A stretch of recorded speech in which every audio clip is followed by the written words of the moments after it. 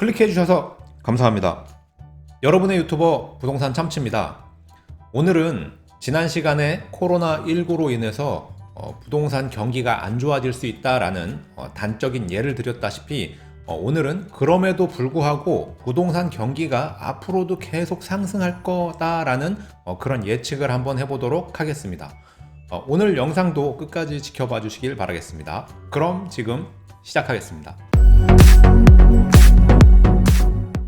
자, 먼저 보여드릴 것은 이 지구본인데요. 지구본을 보게 되면은 여기 이제 대한민국이 있고, 위쪽에 이제 다른 나라가 또 있고, 중국, 일본, 그리고 우측으로 가면은 이제 미국이 있습니다.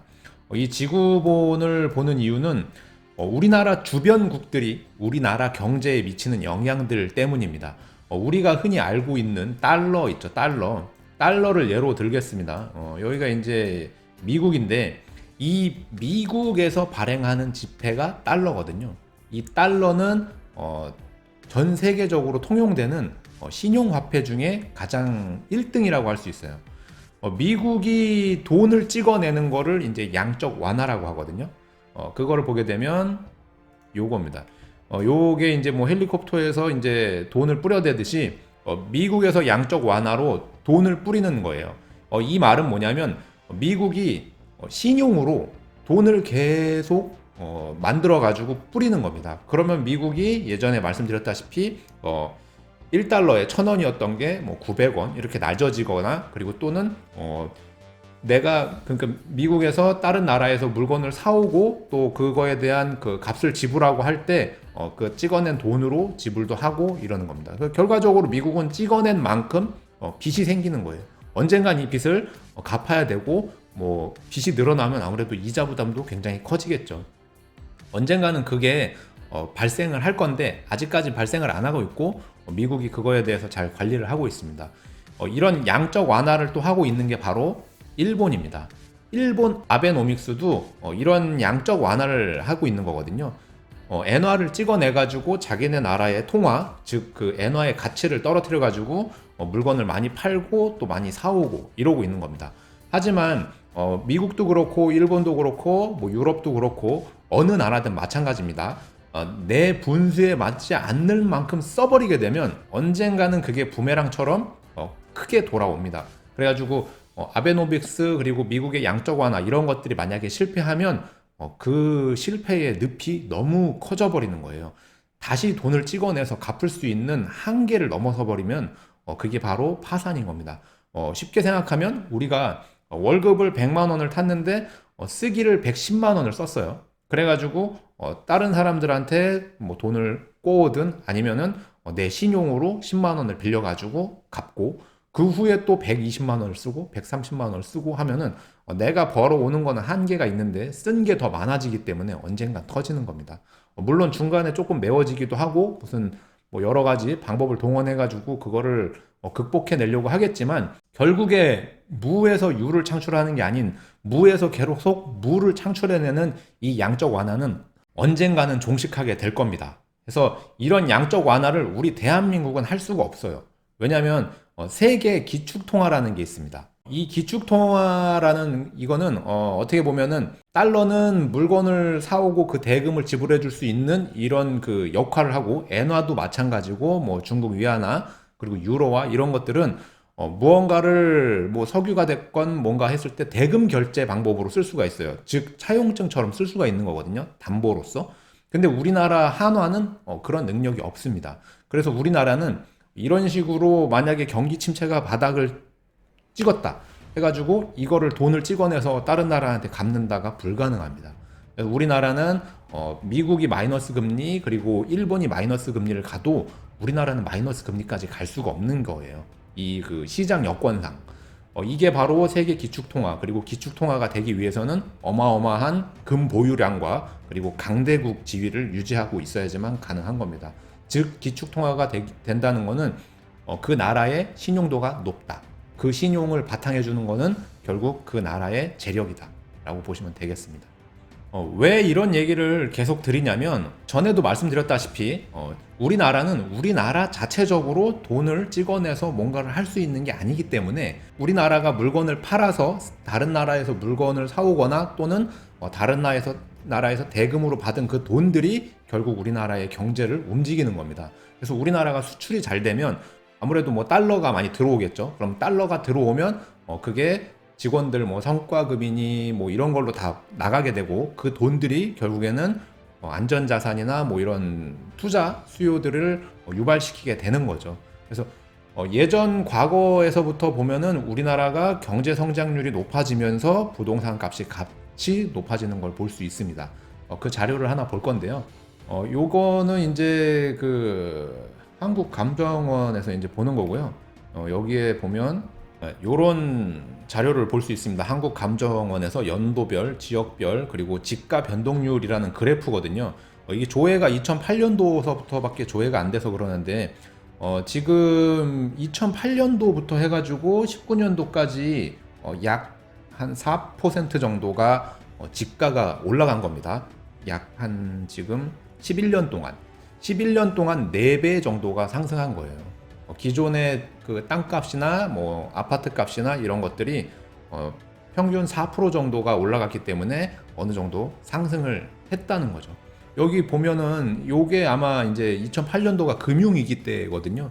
이때부터 이제 거의 바닥을 찍고 조금씩 이제 회복을 하고 상승을 한 겁니다. 이 자료뿐만 아니라 정권별로 어떤 정책을 펼쳤고 어떻게 해가지고 부동산 시세가 움직였는지에 대해서도 이렇게 이제 나와 있는 자료들이 있거든요. 구글에 조금만 검색해 보시면 이런 자료들이 나와요. 정권별로 어떤 거 했고 뭐 부동산 시세가 어떻게 움직였는지 이 그래프를 하나 보게 되면 지금 전두환 정권 때 86년도부터 해가지고 전국의 아파트가 어떻게 움직였는지를 나오는 겁니다. 이거는 이제 평균 수치고요. 여기 보면은 각 정권별로 주요 정책 사항들이 나오고 있습니다.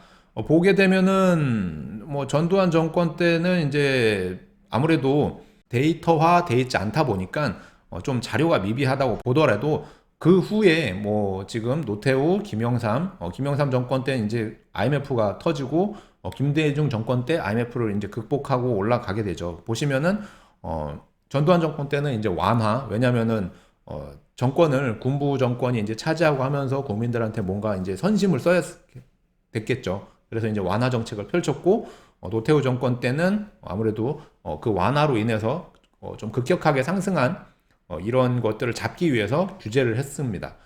그리고 김영삼 정권 때는 안 그래도 이제 IMF도 터졌고 하면서 좀 경기가 좀 많이 안 좋았죠. 그래서 IMF 때를 보면 요 정도 이렇게 조정을 받은 거를 볼 수가 있어요. 그래서 거의 93년도부터 2002년도까지는 거의 시세 변동이 없이 계속 이제 평행선을 그리고 있는 걸 볼 수 있습니다.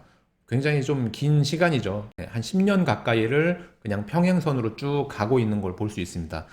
이게 사실은 맞아요. 이렇게 평행선으로 가는 게 여러 주거 정책이라든가 여러 가지를 이제 감안하더라도 맞습니다. 근데 중요한 거는 이 그래프에서도 나와 있다시피 평행선을 달리면 정책을 계속 완화합니다. 부동산이나 뭐 이런 그 건설 경기를 살리기 위해서. 이 완화한 결과가 결국 노무현 정권 때 터진 거죠. 예. 터져가지고 요때 이제 부동산 값이 뭐 자고 일어나면 올랐네 하면서 쭉 오르고 이게 이명박 정권 초기 때까지 유지가 되다가 그 후에 박근혜 정권 때 초기 때까지 계속 이 정책 완화 정책들이 이어지는 겁니다. 그래서 보시게 되면 완화 규제 완화 그리고 요번 그 문재인 정권 때 규제가 들어간 거거든요. 향후에 집가가 어떻게 움직일지는 지난 시간을 보면 대략 알 수가 있고 이런 지난 시간보다 더 중요한 것은 우리나라가 수출을 얼마만큼 하고 이런 수출을 할 수 있는 세계의 경제가 어떻게 움직이는지를 좀 더 봐야 되는 겁니다. 여기에 나와 있는 이런 정책들이 우리나라에서 펼쳤던 정책의 영향을 받기도 했지만 대부분 외부의 요인으로들 많이 움직인 겁니다. 왜냐하면 우리나라에 들어오는 돈들은 대부분 수출로 벌어온 돈이거든요.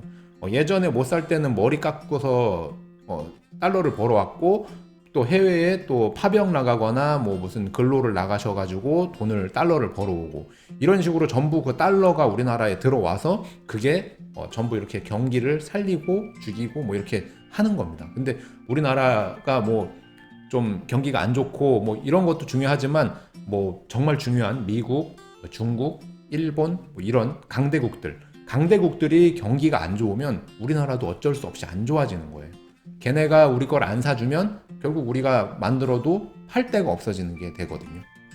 네, 그래서 다시 이렇게 지구본을 보게 되면 지구는 정말 둥글죠. 예, 뭐 이렇게 보면 정말 많은 나라들이 있고 예, 그 중에 이제 우리나라가 이렇게 있는 겁니다. 그래서 우리나라는 정말 작은 예, 멀리 하면은 정말 보이지도 않을 정도로 좀 작거든요. 다른 나라에 비해서. 예, 이 작은 나라에서 부동산 값이 계속 올라가는 이유는 결국 주변에 있는 큰 덩어리들이 자꾸 돈을 찍어내고 자꾸 뭔가 자기네들이 좋으려고 그리고 자기네들이 뭔가를 해보려고 계속 뭔가를 했을 때 우리나라한테도 기회가 있는 겁니다. 이번 그 바이러스 사태 때문에 중국이 완전히 지금 무너지기 직전이죠. 예, 중국이 지금 성장이 거의 뭐 지금 공장이 안 돌아가니까 세계의 공장이 지금 안 돌아가고 있으니까 중국이 힘들고 일본이 요번에 추진했던 그 도쿄 올림픽이라든가 또 아베노믹스 효과라든가 이런 게 좀 많이 침체되고 미국이 달러를 계속해서 이제 찍어내는 양적 완화를 할 수 있는 여지도 지금 얼마 안 남았습니다. 2%도 안 남았죠. 금리로 따지면 이 금리가 마이너스까지 가버리게 되면 돈을 찍어내도 효과가 없는 거거든요. 그래서 돈을 찍어내도 효과가 없다. 이 상황까지 안 가려고 지금 미국이 발악하고 있는 거예요. 그리고 우리나라 같은 경우에는 그때까지는 부동산 값이 어쩔 수 없이 상승을 하게 되는 거죠. 계속해서 그런 나라에 물건을 팔고 달러가 들어올 테니까요. 달러, 엔화, 뭐 위안화, 뭐 유로화 등등 이런 것들이 우리나라로 계속 물건이 팔려가지고 들어오게 되면 결국 그 돈이 안전자산, 금, 뭐 부동산, 뭐 채권 이런 데로 계속 흘러 들어가는 겁니다. 그래서 요번 이 바이러스 사태 제가 그 명칭을 썼더니 제 영상에 노란 딱지가 붙었어요. 그래서 수익 창출이 안 되고 있습니다. 그래서 그냥 바이러스라고 할게요. 이 바이러스 사태 때문에 많은 분들이 우려하듯이 일시적으로 이런 주변국들이나 우리나라나 통틀어서 다 지금 힘든 상황이기 때문에 조정을 받을 수 있어요. 하지만 아까도 보셨다시피 장기적으로는 결국 그래프는 우상향으로 가고 있다. 예.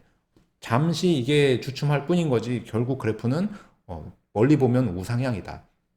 하지만 이 우상향이 우리나라 때문이 아니고 주변국들도 전부 다 우상향을 그리고 있기 때문이다.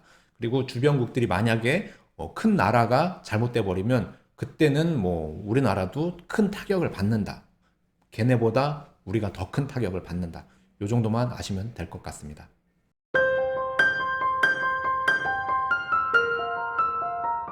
오늘은 여러분들과 이런 바이러스 사태가 일어나고 경기 침체가 일시적으로 일어나고 해도 장기적으로 부동산 값이 오르는 이유에 대해서 정말 쉽게 설명드리고자 노력을 했습니다. 그래서 여러분들께 도움이 됐으면 좋겠고요. 요번 이 사태 정말 좀 하루빨리 종식이 되고 뭔가 경제가 새롭게 이렇게 좀 활력을 찾을 수 있었으면 좋겠습니다. 여러분들도 항상 건강하시고 요번 사태 모두 같은 한마음으로 잘 극복하기를 바라겠습니다. 오늘도 영상 시청해 주셔서 고맙습니다.